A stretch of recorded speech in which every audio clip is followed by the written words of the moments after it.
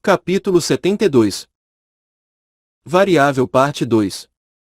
A colina da floresta ficava a noroeste dos dormitórios. No meio deles estava um homem sentado em uma pequena rocha aplicando pasta de crosta dourada em uma área ferida de sua coxa. Ele era o mestre Goeon-Boen, o supervisor do dormitório de Vento Oeste. Olhando para a ferida, ele murmurou para si mesmo, claramente irritado.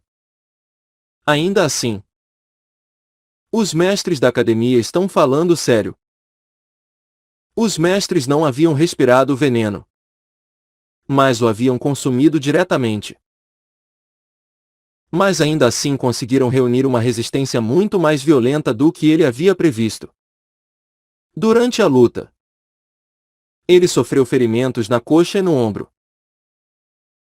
Eles realmente não eram pequenos para o nome dos mestres da academia. Se não fosse por ele estar na melhor forma em comparação com eles, teria sido um desafio lidar com ele sozinho. Ele arregaçou as calças e também aplicou o remédio dentro da ferida. Chegou a hora. Ele estava esperando que aqueles que haviam completado sua missão se juntassem a ele. Foram eles que tiveram que incendiar os 4 dormitórios e vir para cá. O homem sorriu. Fazia 9 anos que ele não se infiltrava na academia.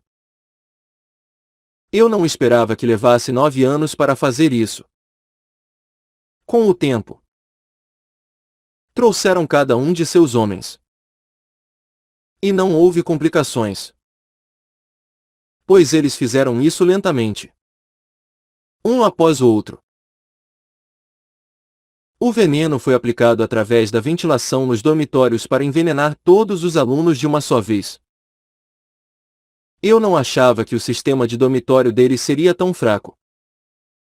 Graças à chamada nominal, todos os alunos estarão nos dormitórios. Então eles escolheram este como o momento certo. A academia não poderia esperar que as pessoas que se infiltraram ali se prepararam tanto tempo para começar a guerra. Agora é o começo. Com isso, muitos alunos seriam pegos no fogo e morreriam. Mesmo que eles fossem crianças agora, eles um dia se tornariam chefes dos clãs famosos. Mesmo que eles queimem até a morte, eles não seriam capazes de falar de qualquer maneira.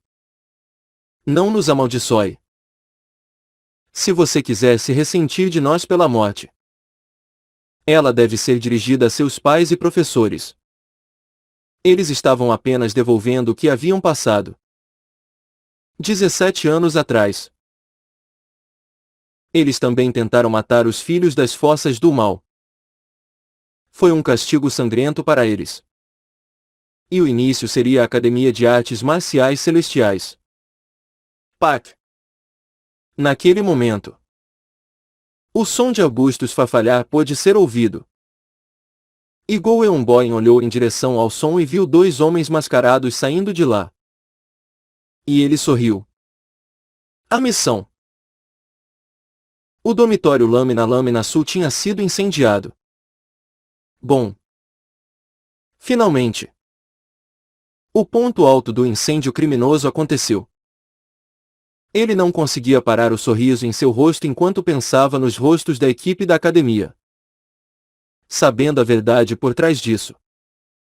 Agora Shio.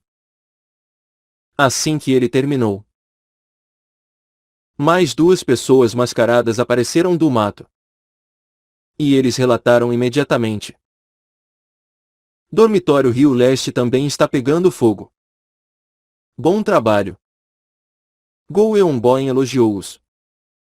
As coisas estavam indo de acordo com o plano. Agora mais 2. E agora? Se os 2 únicos dormitórios restantes fossem queimados, seu plano seria um sucesso. E mais 2 homens mascarados correram do lado nordeste. E olhando para eles, Goeon-Boen perguntou: E a missão?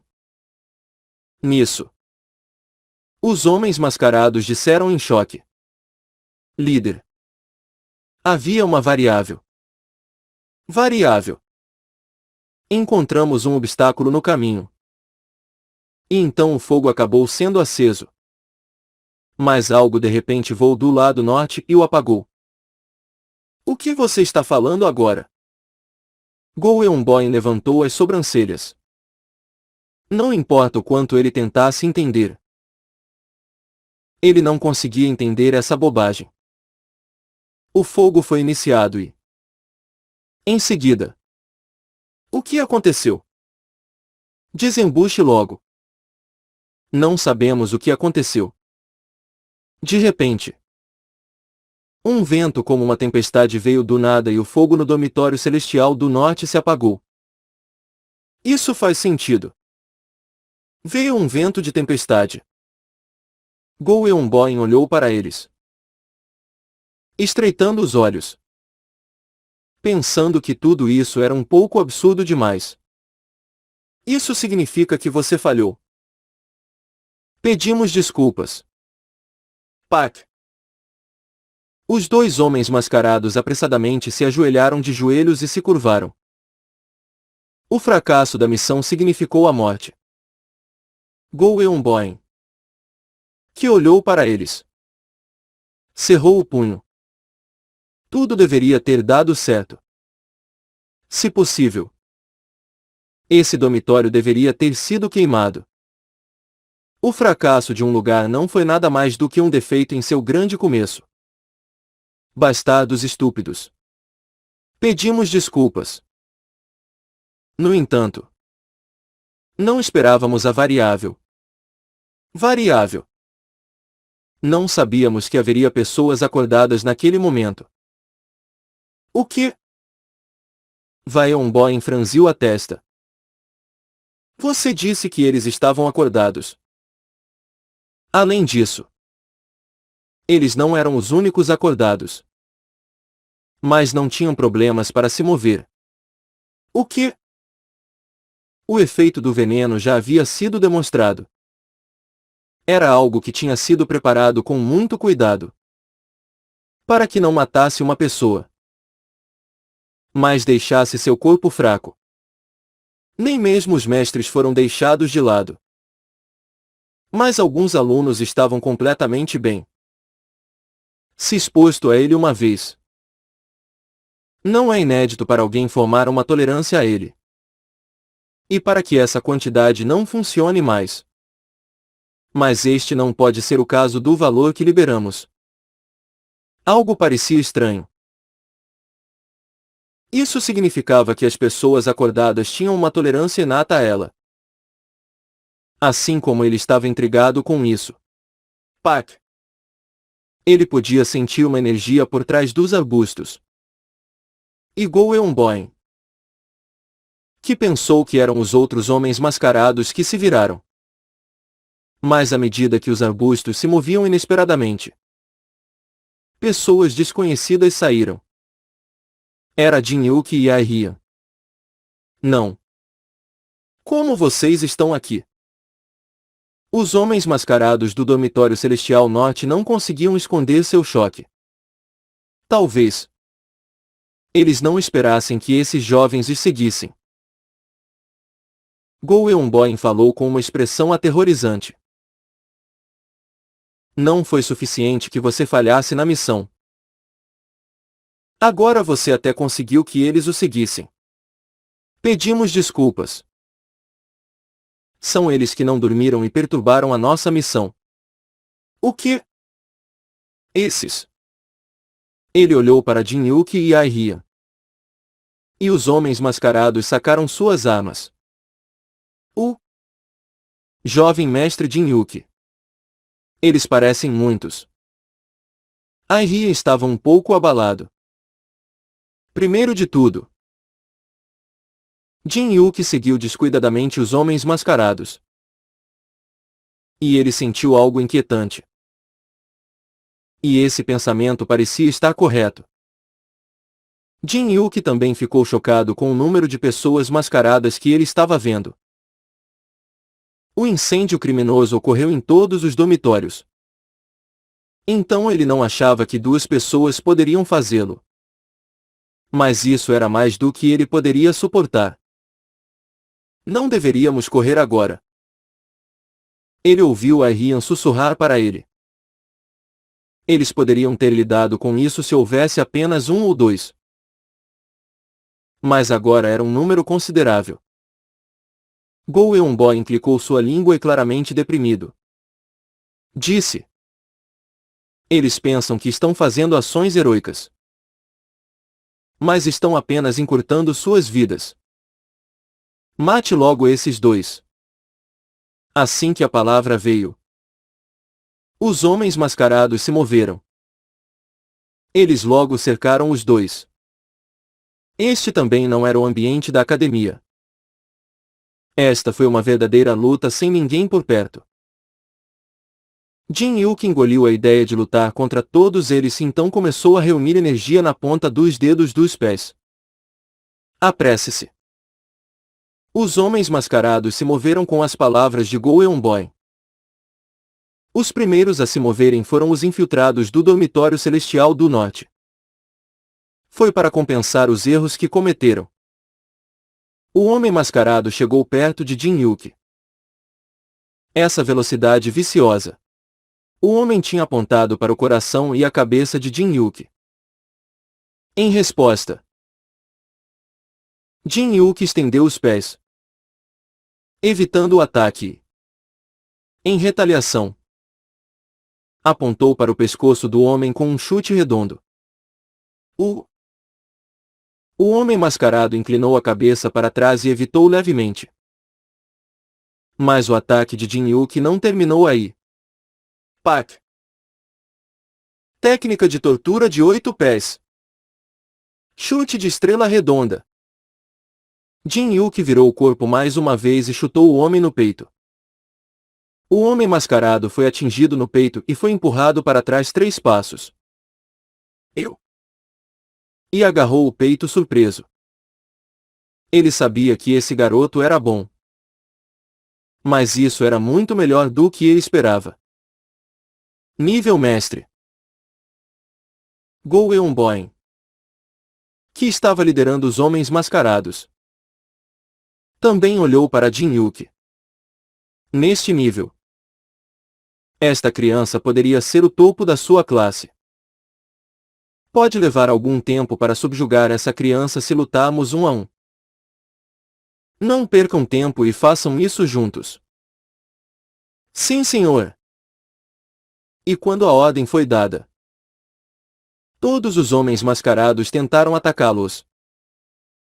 Foi quando Jin Yuki e a Ryan ficaram nervosos e tentaram se mover. Papapak.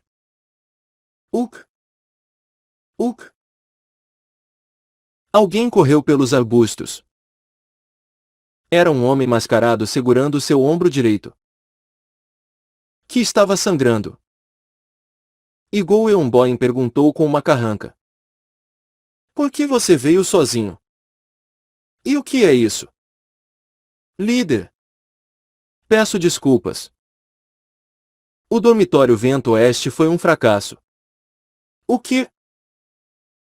Depois do dormitório Celestial Norte. Mas o dormitório Vento Oeste também foi um fracasso. Que absurdo é esse? Ele ficou intrigado com esse resultado inesperado.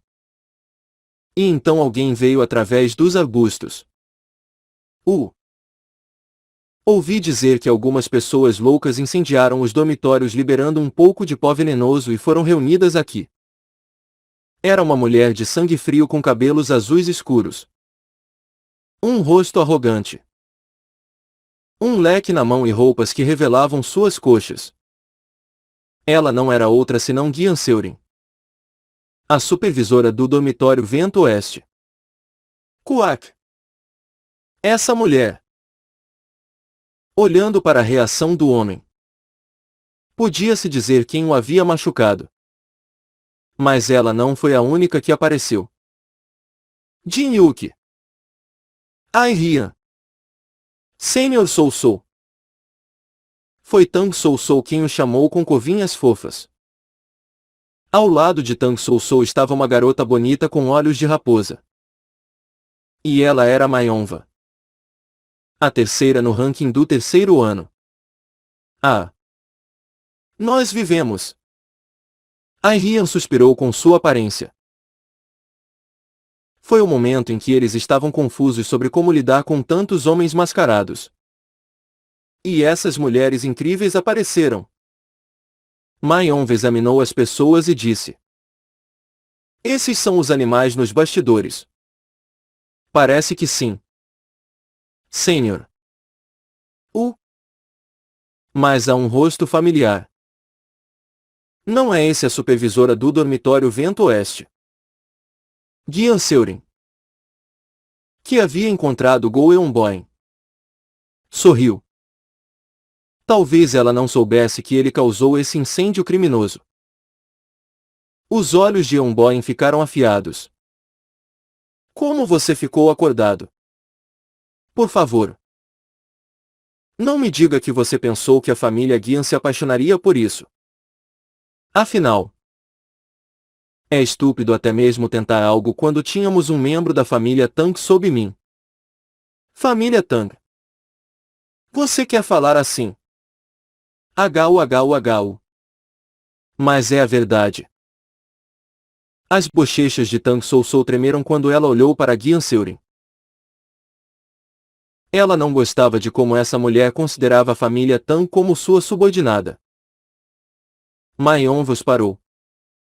Parem de discutir. O inimigo está bem à nossa frente. Dizendo que Mayonva tirou as duas espadas de suas costas. A espada negra com um padrão de dragão e a espada branca com uma fênix sobre ela pareciam um dragão negro e uma fênix branca. Eram as espadas das quais ela mais se orgulhava. Pois bem. Certo. Pac. Gian Seurin abriu seu leque colorido e levantou uma perna. Uma energia índigo subiu de suas pernas. Vamos nos ver mais tarde. Quando Tang Sou Sou também cruzou as mãos com os punhais da família Tang. Pronta para se mover. Variáveis. Era verdade. Ele não supunha que 5 de pessoas tão fortes ficariam intocadas. Tang Sou Sou e Gian Seurin são conhecidas por estarem cientes de veneno e ervas. Mas era questionável como os outros 3 estavam intocados. Mas agora não era o momento para tais perguntas. Não muda nada. Embora os incêndios em 2 dormitórios tivessem falhado, 2 estavam sendo consumidos pelas chamas. E só isso já foi suficiente para abalar a academia. Matem todos eles.